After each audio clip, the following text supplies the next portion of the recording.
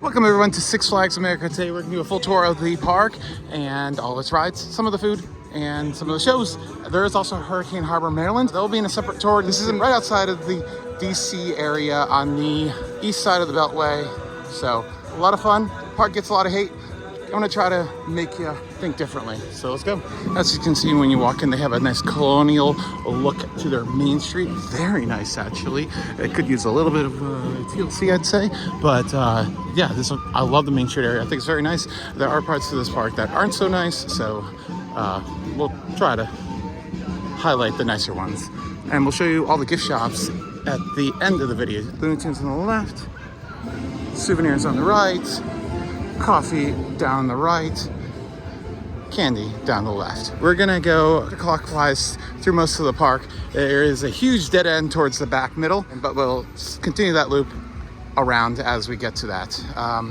And then I guess we'll show you this first. This is a flying carousel, a wave swinger type ride where you're gonna rise up and soar in a little seat, little chains. The classic, always love those.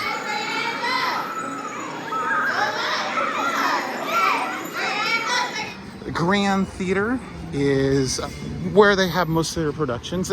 This Six Flags actually does do shows. It's unlike a lot of Six Flags parks.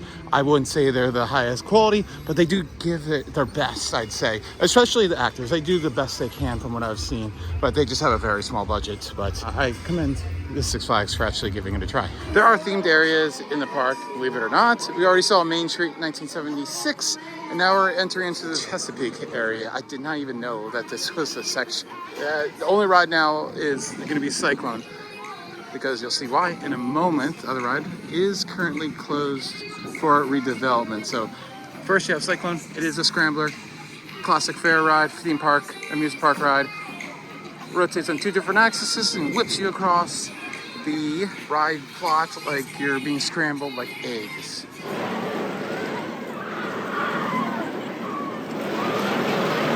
On the left here is going to be the theater where they have the stunt shows. I've always kind of enjoyed those stunt shows. They're kind of lame and bad jokes, but I've always enjoyed it. And they have a special one for the Steamtown area this year. So that's cool.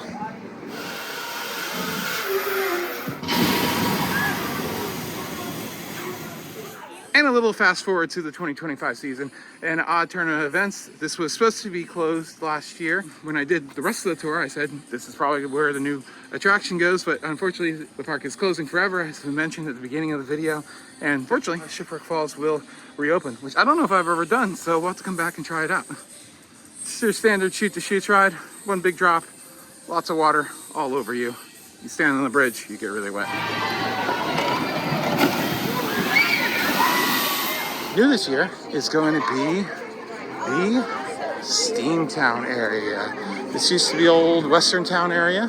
It was closed about 2.5 years ago in the middle of summer, randomly. They didn't really say anything about it for a while. I pretty much figured what they were going to do is what they did, which is retheme it to steampunk. There are 4 rides in here. Apparently it can open late, like today. Park opened at 11. This area opened at 12. Kind of weird for a brand new area this year to not be open with the park, but I digress. On the right, you have Looking Glass Creations gift shop, which is just a bunch of Fright Fest stuff right now, actually. I don't know if they had anything earlier in the summer, but that's all they have now. You have the Steam Whirler, which is a Zamperla Nebulous. It's a really cool ride. It can run in 2 modes. If it's not very busy, it's just going to send a load that bottom one. If it's busy, we'll boat them in top. So it's kind of cycles like a Ferris wheel, or it's 2 cycles. And you get 2 rides in, no matter what, forwards and backwards. Those arms rotate and nearly miss each other. It's a really cool spectacle. It's not very intense. It's pretty gentle. If you don't like the feeling of falling a little bit faster than gravity, you're probably not going to like it, but it's not that bad. And then, also right, you have their saloon, which is now called the Filaments Steam Bug. They do shows in there, typically, and have barbecue and all that stuff. You have the Venters Inn, which is apparently nothing. I don't think it looks all that great. And you have 3 attractions over here. These are all pre-existing. So they've just all been rehabbed or rethemed or some kind of thing added to them. Electro Derby is the bumper cars. All they did was add some pipes to the front, put it in the dark, add some glowy lights inside, and called it a new ride or a new experience. It's kind of cool what they did to it. Fortunately, today they're only running 6 cars, whereas it could probably run 3 times that much. I don't know why, but they weren't. Cool. Quantum Canyon Rapids is their old Rapids ride. It has been rethemed to go through a time machine. You're on a Rapids boat and you go past a bunch of dinosaurs. You may get wet, you may stay dry, you may get soaked. It just depends on the luck of the card. Look at that T-Rex. Oh my goodness. He's awesome. He is so awesome. Right next to the Roar. That's pretty cool. Raptor over there. Here is the previously known Mind Racer. Now it is Professor Steamore's Skywinder. It's a Vekoma SLC. It is one of 9 roller coasters here in the park, and hopefully there are more on the way. But yeah, it's a suspended looping coaster. It's a standard model. It's about 100 feet tall, does 5 inversions, Sidewinder inversion, a really cool Immolant type of a version, way better than a B&M actually. Intense helix and a double heartline, very quickly executed. It's fun, intense layout. It is still shaky, so I highly suggest you get that lap bar tight so your body doesn't shift around and that you keep your head forward so it doesn't hit the back headrest. Other than that, you should be able to have a pretty good ride, but yeah, it will still shake around. But just think about how much pain you would have been inflicted on if it had those old restraints.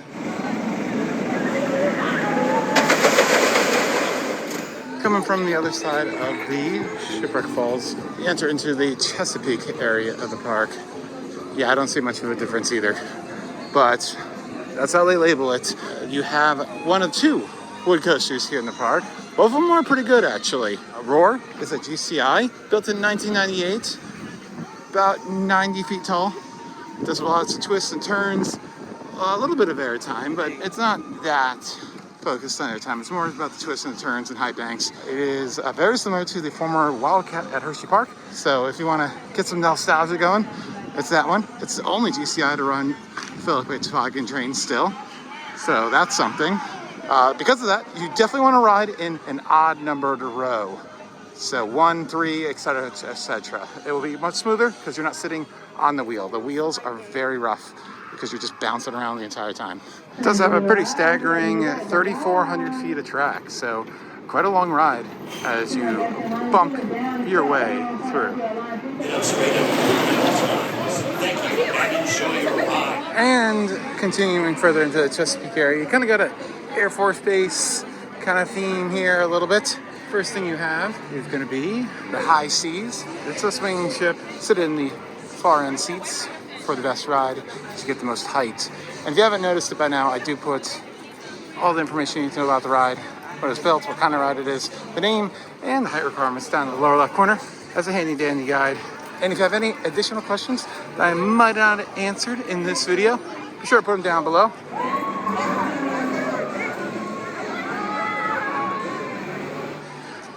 They do have a Six Flags app. It's fantastic.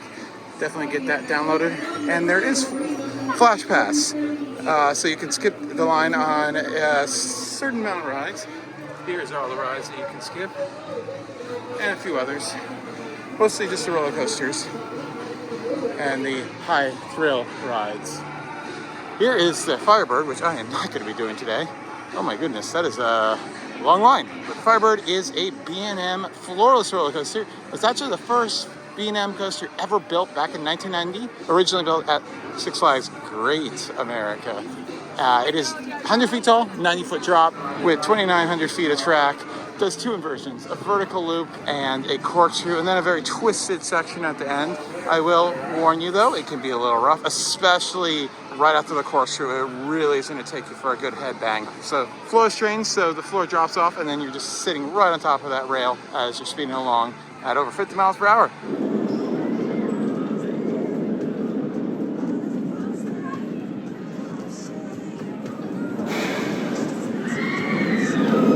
of the main food eateries is gonna be over there. Bunch of stuff to get, different things. And then here's the entrance to the Firebirds. Then you have the Pirates Flight, which is kind of a swing ride, but you're in these little boats. They just kind of swing out, they're just on cables. It's kind of fun when they come down, they go clunk. There's another ride like this that are like Dutch wooden shoes, and it fits the theme very well.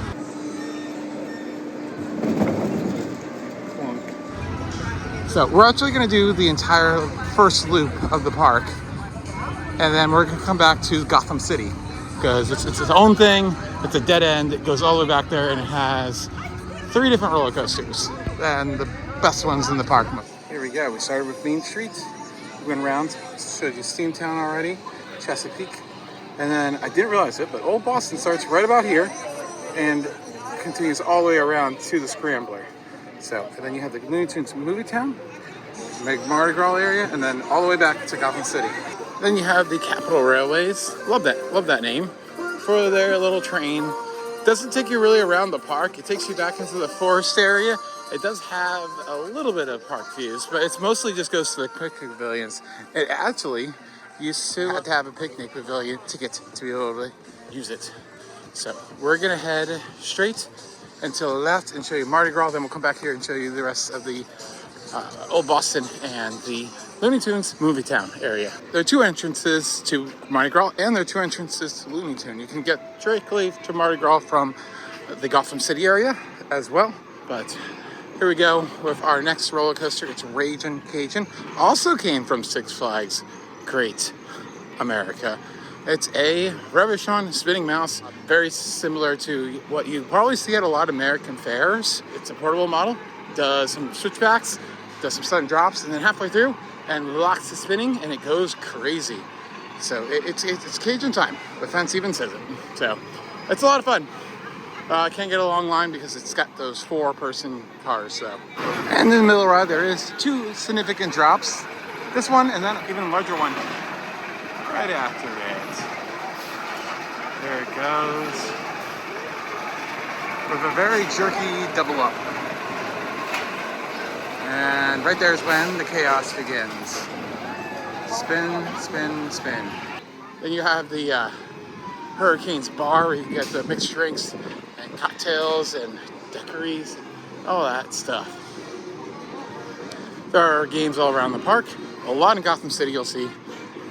And then you have the French Quarter Flyers, which is a flying scooters type of attraction. And this is an interactive ride, so you get to use that sail to try to get your vehicle to soar as high as possible and dive as fast as possible. It's a lot of fun. No 2 rides are the same. As I mentioned, there is the Flash Pass. There are different tiers. Pay more, you can skip it faster. All the way up to like instantaneous access. Use it all in your phone now. So just scan that QR code, buy it, and there you go. You also can buy one-shots, so if you just want to skip one line, you can do that. And prices will differ from day to day and ride to ride. Off to the right, you have the only upcharge attraction. It is the Big Easy Speedway, which are their go-karts. It's actually the first time I've ever seen them open. See how fast they are. I literally have no idea. I've never seen these open before. So I do not believe they've run them during Halloween. They are not that fast. Seems like they do have double cars and probably singles as well. But so the Big Easy Speedway is going to be $12 for a single, doubles $14, and daily is about $25. So you can ride all day for $25 if you want to do that. Back in this area, unfortunately we don't have as many rides to show you anymore. One, I'm thankful it's gone. The other one, kind of sad that it's gone. This was the Mardi Gras area that they did about 10 years ago or so, and it looked absolutely fantastic. Now, not so much, unfortunately. It's really starting to look worse for wear, and they've removed 2 attractions without replacing them, if anything. But over here you have the wild one. As you can see, it goes back to 1917. Not at this park, but it was originally a park in Massachusetts, and it was moved and relocated here. And improved, actually. Wild one is going to take you up 98 feet and drop you 88 feet. And it's 4,000 feet of track. Exactly 4,000 feet of track. It's just an out and back layout with lots of air time. You don't want to sit on every 3rd row, so the back row of every car. That's, again, the wheel seat, just like at Roar. This is going to be the roughest. If you want a smoother ride, you want to get every middle row of the train.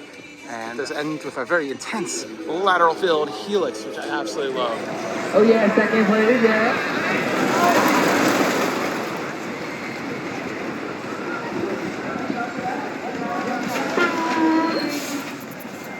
And you have Voodoo Drop, built in the mid-90s, about 120 feet tall, I believe it is. Maybe 150. It is not that big for a drop tower, but it is a fantastic drop. Unfortunately, recently, because of just difficulty to get these running, with them becoming older, they typically only run side, and also cost more to staff. There you go. Let's watch it drop. Yeah, really good drop, really good view of the park. Well, a wild one, because you can't face the park anymore, unfortunately. Over this way, where that team member is coming out, that is their shortcut over to the Gotham City area. This is a dead end otherwise. And this used to be where their Larson Loop, or Bourbon Street Fireball used to be. This was one of those like Ring of Fire type rides that are carnival. And I'm so glad they took it out. Hopefully, again, they add a new ride in its place. The Zydeco's Screamer was over here too. It was a rainbow type of attraction. Unfortunately, that went as well. And the Service Life. The Fireballs they just took out because they're terrible to maintain, terrible to ride, and they are loud, and they do not fit inside of even a Six Flags America. Let's be honest, this park does not have the best reputation. I like it, but there are definitely issues with professionalism, and the operations can be kind of bad sometimes. Today they're actually okay, other than running a one train on everything, so that's the only disadvantage I'd say today. But otherwise, having a good day. Back from the Mardi Gras area, we're back in Olde Boston, and there's Johnny Rockets in Olde Boston. That doesn't make much sense, but some of the thing here does not make any sense, of course. You have the Teacups, classic teacup ride.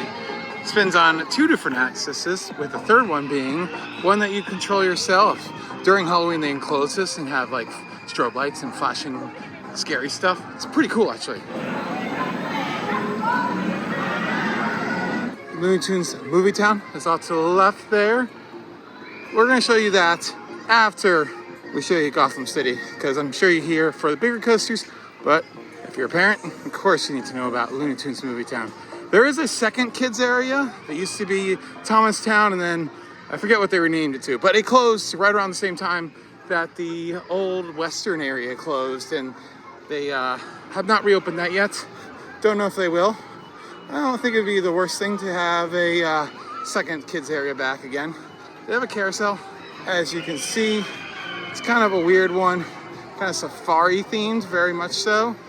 It's kind of ugly, I won't lie. But there it is. You can ride on a rhino, a zebra, a tiger, a horse, all types of things. Ostriches, it's amazing. So many different animals. And then the beginning of the park is right there. You can see the flying carousel right there. And the Heritage House is right in front of us as well.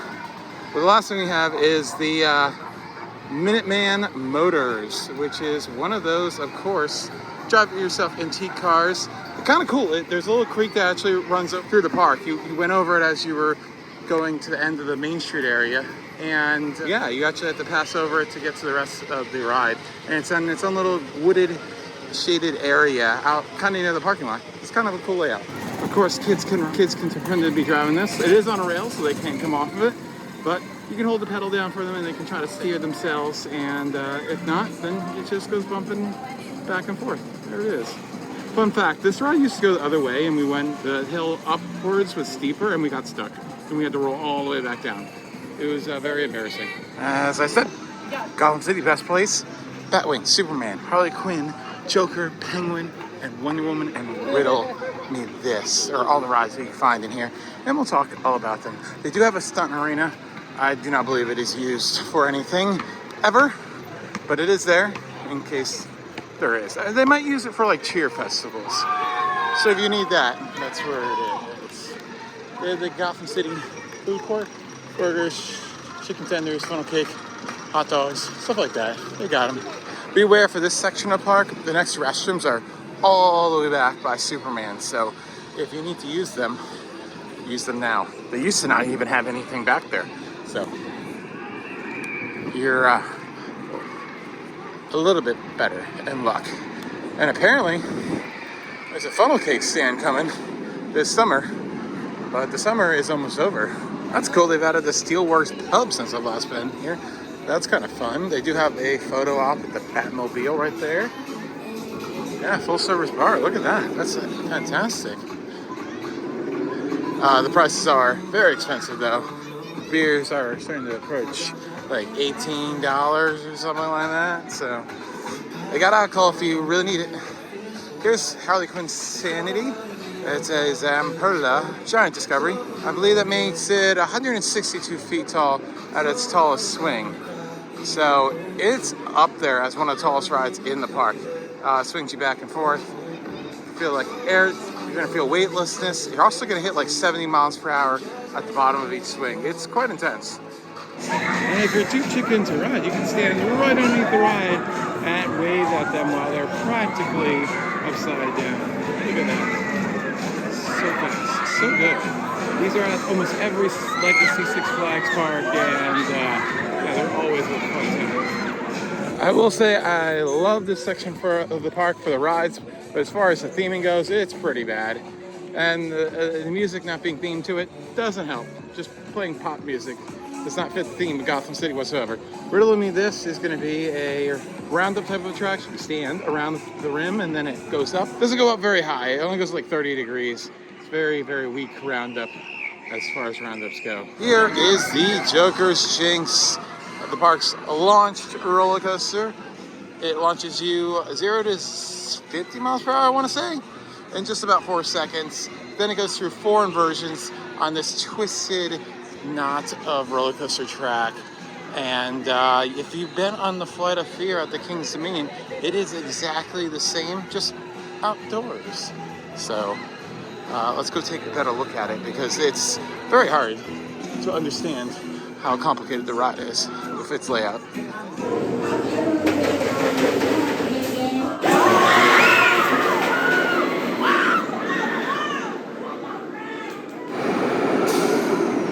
And here's that Joker going. Go into 3 inversions, basically a cobra roll and then a sidewinder. There you go, look at that. Into a helix. And you dip and drop around that unenclosed tunnel section right there at King's Dominion. That's where you like basically come to a screeching halt. So you don't have that on this ride. That's fun. Lots of twisted turns here.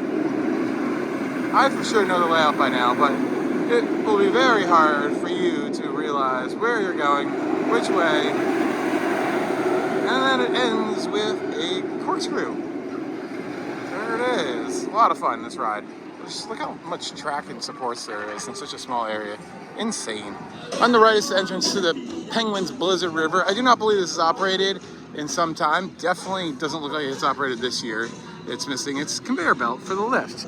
So, yes. But what it is, it's kind of like a water slide, rapids ride, and in combination, you literally sit in like an inner tube. And you don't get that wet until the end. And you can get a little wet because you're floating through water.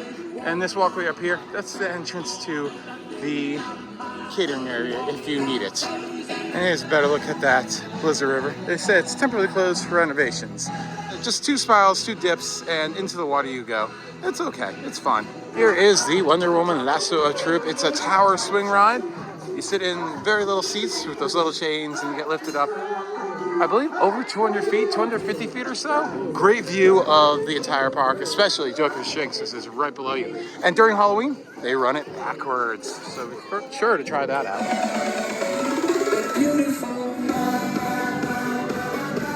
Over the left here is where the entrance to Whistle Stop Park would have been.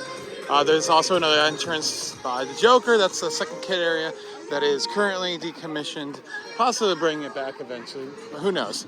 There's those fantastic bathrooms they built a few years back. Those were a godsend.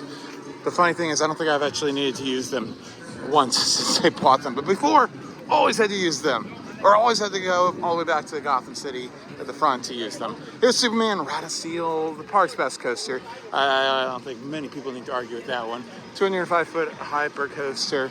It's a weird layout with like lots of street sections and hills and big ass helixes, over a mile long, I believe it is, 70 something miles per hour. It's an amazing ride. Definitely got to do this one. It is the most thrilling one in the park. And the best thing about the Superman Rattlesneel are going to be those last three hills that provide extreme ejector airtime. You are just going to be thrown into your lap bar. It is fantastic. Also, be aware, very, very sudden, quick stop at the end. So you're going to probably want to hold on for that, unless you want to be lunged forward. And then off to the left is going to be our final adult coaster, the Batwing flying roller coaster. We'll go talk about that. And as I said, this is a complete dead end. So only one way back is to go the way you came, that way. On your very long walk down to Batwing, they do have a bunch of those information cutouts for all the characters. Pretty cool. But Batwing is a Vekoma Flying Dutchman. Only 3 were built, only 2 remain. And that's take you 115 feet up. As soon as you get to the top there, you are literally going to flip over into the flying position. You've been on some other flying coasters that kind of lift you up into station in the beginning. This one tilts you back, so you're on your back for the entire left hill. And then you do this overbank here, do a vertical loop, a bunch of other twists, heartline twists, and a really cool twist back to your back. It's a lot of fun. Can be a little rattly, and from what I've been told, for females, it can be very uncomfortable on the chest. Just be aware of that, because it's kind of like a backpack harness, but you're gonna love it or hate it. I love it. I think it's super intense and way better than the Superman at Six Flags Great Adventure. That is for sure. And as promised, here is going to be the Looney Tunes Movie Town. As said, the only kids area still in operation. We have our last roller coaster, and the only one really for kids, unfortunately, is going to be the Great Chase. It's just a standard little coaster, like 15 feet tall. Does a helix, goes around 3 times. Can be a little rough. If you've been to Great Adventure, Hershey Park, or Dorney Park, they all have the same exact model.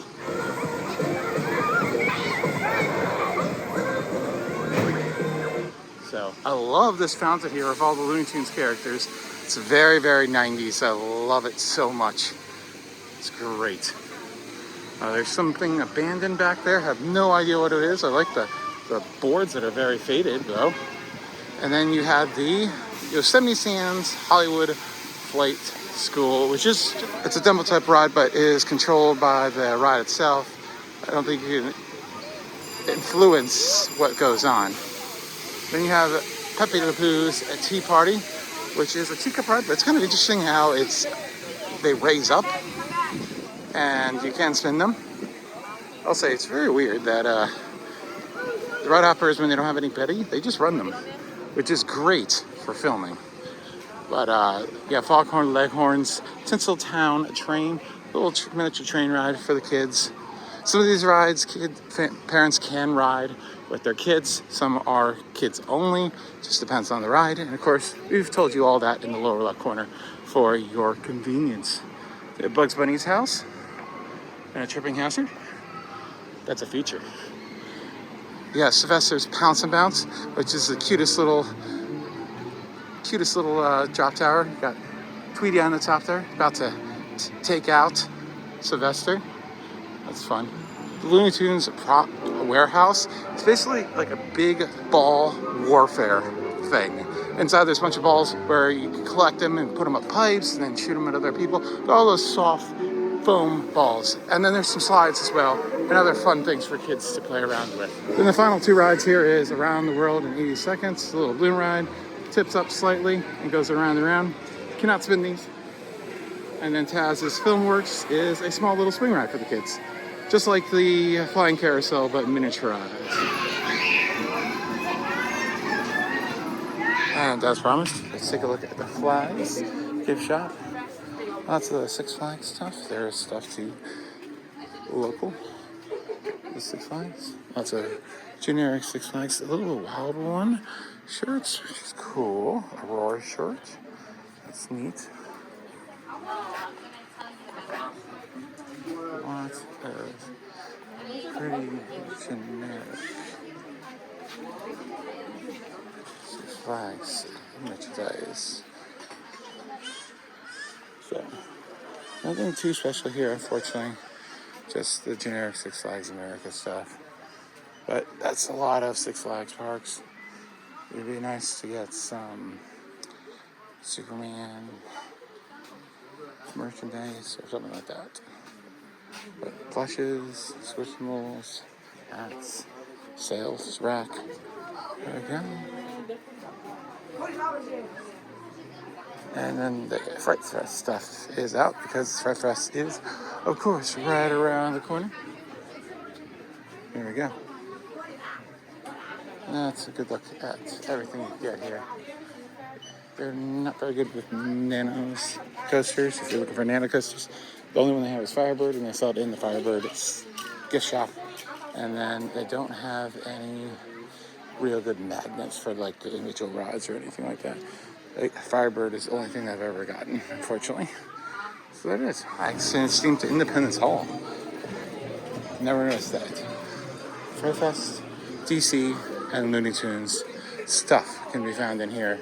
Mugs, plushes, t-shirts, hats, magnets, glasses, whatever you want. Oh, and I didn't mention it, but the park is cashless, so if you need to get a credit card, a gift card type deal, they have machines to convert your cash to credit cards. So, there we go. And I got the cool statues in here, too.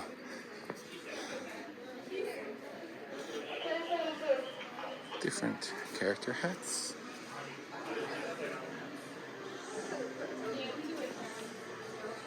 There we go. I think that's about it. Just to give you a good idea of anything you really want. There you go. We have the pop figures. I feel like the pop figures are kind of out on the way out. Let me know in the comments down below. Are they? I don't know anybody that really cares about them anymore. All the character mugs. Yep, that's it. Let's go wrap up the video. And then that is Six Flags America. It's a little rough around the edges. Yeah, I like it. It's got a good coaster collection. It just needs a real big image boost and a lot of rehab and procedures and everything like that. But the bones are good with the rides. They just need a lot of help, a lot of maintenance, a lot of beautification and everything like that. And their water park is decent. Thanks for watching. It's been Alex for the Coaster Spot. Go check out other videos. We have all the Ocean City, Maryland parks on the channel as a tour if you want to see those.